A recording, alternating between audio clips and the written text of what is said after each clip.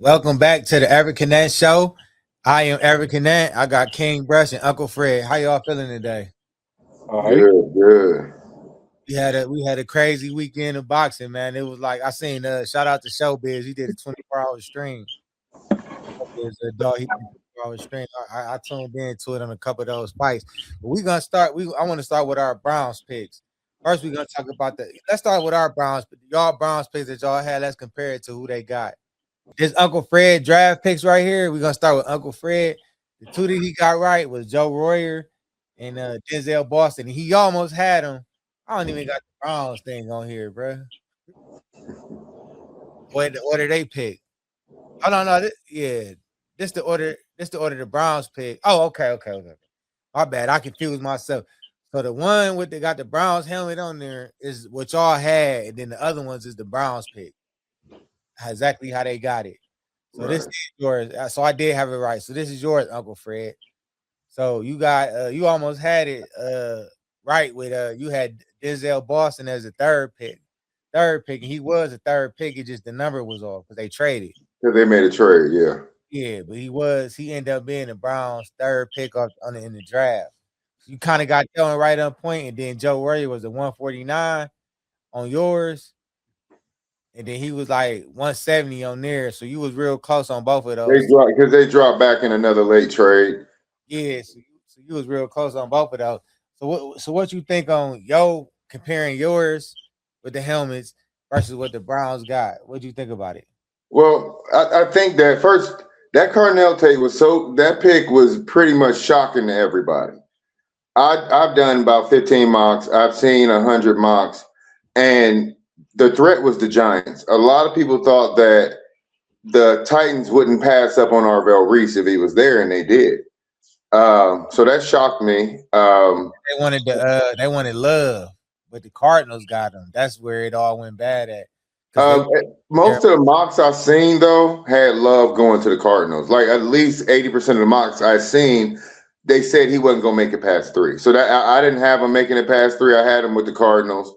Um, but I think the Browns did. They did the. I think their trade out immediately after he was picked. Carnell Tate was picked. Told me everything I needed to know. He was our pick at 6. If he made it to 6, the Browns was going to turn in that card and it was going to say Carnell Tate. The moment the Titans picked them, they moved out to 9. And at first, I didn't love it, but then as I look at it, I mean, if you're going to pick a lineman, you pick the best one available, and we got the best lineman in the draft. So I like what they did. I had my idea of Carnell Tate. I've always, and with that second pick, Concepcion has been talked about. But that I want you to talk about yours versus what they got. right, and I was speaking on my second pick versus Concepcion, which was their second pick. Okay. So I had them going with Will Miller, because I can't see it better than you can Blake, on my end. yeah, you had Carnell Tate, Blake Miller, Denzel Boston, Connor Lewis, No, okay, go ahead. Cario Davis, Bud Clark, Aiden Fisher, Joe Warrior, Jeff Caldwell, and Alex Harkey. Those Okay, got picks. And the Browns, yes, you know the Browns, but that was your picks. You had right. So speaking on the second pick, I didn't mean Will Miller, I meant Blake Miller. I thought that they would, if they grabbed Carnell Tate, that was going to be the best available lineman. They went with KC Concepcion, which I love the pick. Now the Denzel Boston pick, I've been shitted on for it on so many of my mock drafts, but I just always felt that he was going to be there for us at that third pick. Now after that, I don't know how the Browns pulled it off, but to get Denzel Boston and get that safety with McNeil Warren, that kid in every mock draft in the last month of mock draft season was said to be a first round pick. To get him where we got him at, we stole this kid. He's going to be a day one starter. He was out of Toledo, but he chose to stay. He could have went to any college in the country and started. he was the number one receiver in the draft, and Concepcion KC was number 6. So we kind of went up and got him because Boston was ranked higher than him. It was not Carnell Tate wasn't 1. It was what's his name? Lemon was 2. Mm-hmm. Lemon was two. But he had One Lemon was KC had certain stuff that was better than every wide receiver in the draft. He is like that. What's his name? Zay Flowers. He's gonna remind you of Zay Flowers a lot. That's what And they that- said. That's what them people said. The analysts. That's all they was saying was Zay Flowers. I Zay heard Flowers, and you watch him play. He's like 5'11", but he's 195 pounds. He's not a small receiver. The people made it out he was small. He's thick. He's built like a small running back. You see what I'm saying? Like, I love his game. I had maybe did, like I said, all those mocks. I only had one mock where I had us taking them though. So I can't even say I didn't think we were going to go that route. I thought we would go, if we can get Tate, go Tate, best lineman, Denzel Boston. Every mock draft you ever seen me do, if I demo Denzel Boston is there, I'm taking him. But that safety pick, I did not think he was going to be there. After that, where did we go? Barber, the lineman. People, that's an underrated pick. Where did I? We don't even put it up.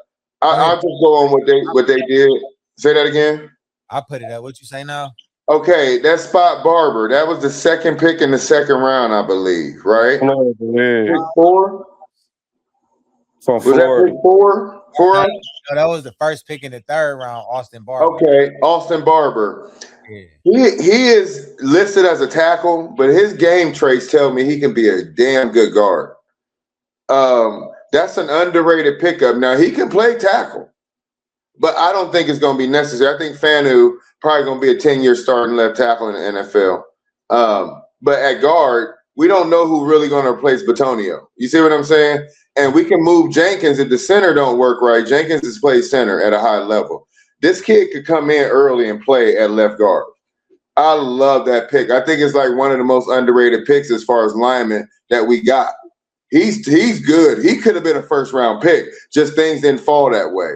I think the Browns got great value out of that draft, all the way up the board. That dude Parker too. Parker. I like him. Say that again. Brailsford. Parker Brailsford. Brailsford, yeah, good center. He's 289, and he got to put on some weight. You know what I mean? But if he could put that weight on, I feel like I like his we might have a guy. Yeah. That draft was beautiful. It was beautiful. It was an A+. I think for me. I can't see could you read the last one, a few off for me, please? Last few, who? The Browns? Justin Jefferson. After Brailsford. Justin Jefferson. Justin Jefferson. Okay. Joe Royer. Tyler Green. Oh my goodness. Okay. Let me just cook real quick on this. And Carson Ryan at the end. The linebacker we got, Justin Jefferson. I think he's going to be a safety. I think he's going to be a good special teamer. He's undersized, but he's good. He's good. Could he be a Mosu Moore type linebacker? Yeah. So, I mean, he could shock us, but I think early he's going to be special teams. I'm going to go all the way down to Taylor Green. Okay. Those are Joe Royer. I just seen him as an Ohio kid. Really underrated tight end and really good. He was a Buckeye for a reason. He just wanted to play. And did I miss anybody before I get to Taylor Green? Oh, you good. Okay, so Taylor Green, this is my last point. Terrell Pryor. That's my last point. I think that as a coach, Monken wanted his guy that he drafted, and he's a larger, maybe Lamar Jackson. When Lamar Jackson came in the league, there was questions about his passing ability. This kid's throwing motion is crazy. I don't know how to explain it. But I see the chance of us to get a 6'6" wide receiver with a 4.3 640 and a 43-inch vertical. How do you not win with those traits? You see what I'm saying? Yeah. So I feel like that's something we're not looking at. Jerry Jeudy is he's gonna get passed up by these first two draft picks this season. There's still room for one more guy, and I think Taylor Green. If I watched him play, he can play quarterback. But his traits, to me, tell me that this kid could be a top flight wide receiver. Terrell Pryor had 1,000 yards receiving with the Browns, and we wasn't even that great when he was here. So I think the team was built for Shedeur, not Watson. And I think if Shedeur is the guy, I know we don't get too deep into it. That I think he would flourish with these guys, especially give me a Taylor Green on the go route. Like that's what Shedeur like to do. You know what I mean? So overall, I give it an A+. I wish I'd have hit on a few more, but then again, I don't. I think Cleveland made better decisions than I would have. But I give him an A+, man. Let's go to Nolan real quick. Go to his. Let's see what you got it with compared. Here, his draft picks to what the Browns got. Hold on. I don't even know why you pulled mine up, bro. Wow. You had the right idea, Fred though. said enough. Fred said enough. He did. I ain't mean to cut up your time. I did wish we would have went cornerback though. One that would have been cool. We did good. Right. You know what I'm saying? We hit on everything, you know, that I would like that, but I wish we would have got a cornerback though. That's the only thing I got, right? KC, one, he had a lot of drops. Two, he a slot receiver, bro. If you see all the plays he made, he's a kick return, punt return, slot receiver. Who picks a slot receiver with their second pick in the first round? Then they jump over Denzel Boston. If they see him as a threat. There's no way. You got to also take them drops into context too. Let me ask y'all this real quick. Who do y'all got? Tell me the Browns lineup as far as they receiving core right now.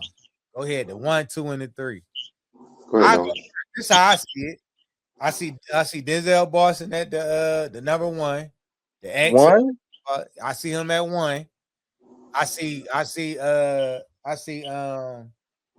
Isaiah Bonds in the slot, and I see KC at the other wide receiver. Now, as far as Jerry Jeudy, I see a trade for him to the XFL. I don't think so. I see a nice package and send him to the UFL. Jerry Jeudy's starting, bro. Whether you like it or not. African ant. So who not gonna start? Isaiah Bonds not starting. So hold on. This is who I want. This is my lineup. Now I want Boston at the 1. And we don't know how Isaiah Bond coming into camp this year. So I ain't counting him out either. This is the way I see it. I'm gonna ask y'all how y'all see it going. This is the way I want to start lineup. I gotta see it, bro. This is how I want to see it off of what the draft pick and their potential. It's all potential. I want Boston at the 1. I want Bonds in the slot, and I want Casey at the 2. Then now of course, Fanning is a tight end. Now who you think Denzel that good? Yeah, he's nice. He gonna go up and get the ball. He can make big plays. But KC can turn a short play to a big play. He can turn a short play to a big play. That's what he do. From what I saw, that's what he do. Now, Nolan, who you think is gonna who would you like to see as they 3-wide starting 3-wide receiver? 1 to 3. Right now, as the coach. As the coach. I'm giving what's his name. I'm starting what's his name. Jeudy. Yeah. I'm starting Jeudy. Okay. We got, a little bit now you want invested now. Coach. You starting Jeudy, you want to prove Yeah, it. Jeudy gonna start. Okay. Boston 2 on the other side, and then I'm gonna put Bond in the slot right now. You know what I'm saying? Him and KC gonna swap out. You know what I'm saying? It like when we come out, turnover on downs, it might vary to KC might come out as the slot guy. Bond might come out of the slot guy, but I can have Bond on the outside too, because Bond can go deep. Yeah, he can. He can stretch that field. He can. You know what I'm saying? So I don't know. Sometimes I might throw him on the outside too. So that's my 3 right there. Go ahead, Uncle Fred. All right. Well, what King Brush was saying is pretty much how I would go. Coach Monken said that Concepcion was going to be an outside receiver.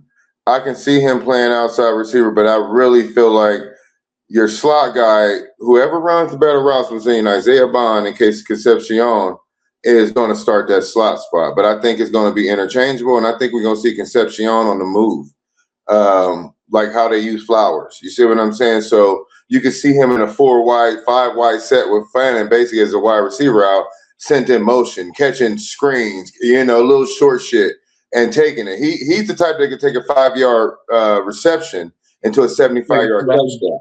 The difference is that Isaiah Bond can go 75 yards for a touchdown. He's not as shifty. So if I want to give the advantage and a possibility to the better route runner, I'm going to say the better route runner is Concepcion. So I'm going Jerry Jeudy because he's a veteran, and I think he'll have a better year this year. Better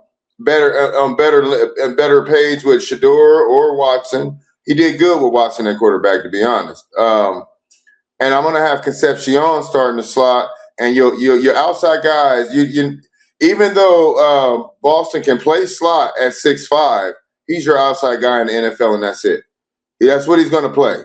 So I would go Jeudy, KC, interchangeable, like you said. But to start out, I think KC is going to be a special player. I think he's going to start that slot, and I got Boston on the outside. That shit going to be dangerous, man, because that's how it's supposed to be built. It's perfect when you look at it. That's how it's supposed to look. We gonna have to see when it start, but I definitely will be trying to get rid of Jerry Jeudy, man, because he showed you 4 years prior. He had one year out of 6. Okay, listen. Time out, African. And who's your veteran, bro? Who's your veteran? Who's your veteran wide receiver in the room?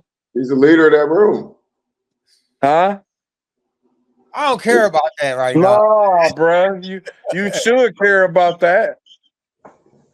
Man, come on, man. We gonna have 2 receivers starting that's dropping the ball.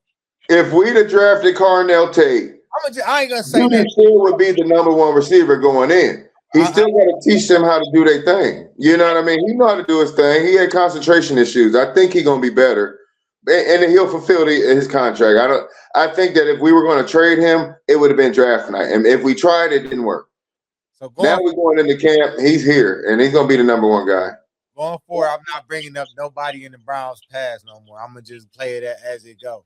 I'm going to bring up their pass no more, man, because, whatever happened, but it's a new year. So it's a clean slate. Andrew Berry cooked. Shit, he cooked. He did cook in the draft, though. 2 years in a row. I think so. On paper, he cooked. Yes, on paper, he cooked. He cooked on paper. We gotta wait to see how it looks in the game. But on paper, he did his thing. He could nobody done it better than what he did. We had the best job. I still wouldn't have picked Gabriel in the 3rd round last year. I wouldn't either. That was a bad decision. That was the only knock in 2 years to me, because Gabriel gonna be a practice squad player, and the reason they don't have 4 quarterbacks, like I said about Green, is I think they're gonna turn that boy into a wide receiver. That's why they drafted him. If they keep Gabriel, they'll keep him as emergency. And Green is gonna be the practice squad quarterback, and they're gonna teach him how to play wide receiver.